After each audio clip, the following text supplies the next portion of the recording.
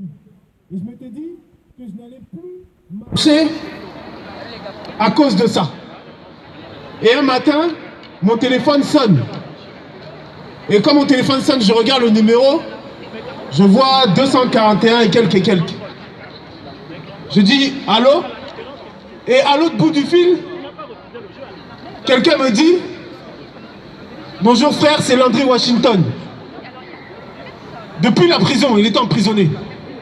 Et il me dit mon frère, j'ai vu ta vidéo, sache que je suis avec toi, je te comprends, mais s'il te plaît, il faut que tu continues le combat avec les Gabonais parce que ce qui s'est passé au Gabon, c'est très grave et ce n'est certainement pas le moment de lâcher le combat. C'est-à-dire que quelqu'un qui est en prison m'appelle pour m'encourager à continuer la lutte. C'est pour ça que j'ai dit grand frère, j'ai compris. Donc, comme tu m'as appelé et comme tu m'as parlé, je vais appliquer ce que tu me dis. Et puis, ce que tu as raison, c'est que la cause du Gabon, ce qui s'est passé est plus important que nos considérations personnelles. Donc, à partir de ce moment-là, je me suis dit que plus jamais j'allais hésiter à marcher avec mes frères gabonais, quoi qu'ils se disent et quoi qu'il se passe.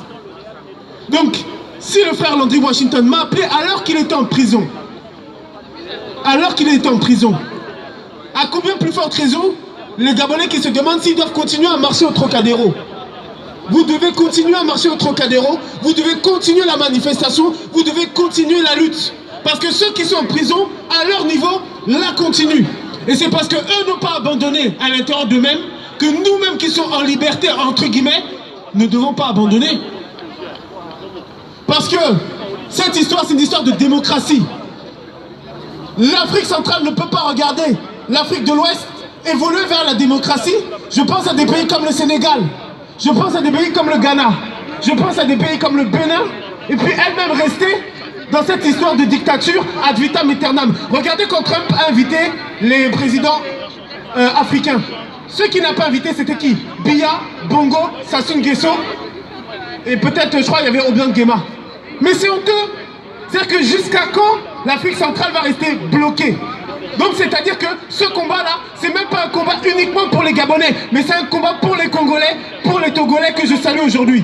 Eux, ce sont les dignes fils de Sylvanus Olympio. Parce que souvent quand on nomme les grands héros, on nomme Lumumba, Sankara, mais on oublie Sylvanus Olympio qui a été le premier président à avoir subi un coup d'État assassiné.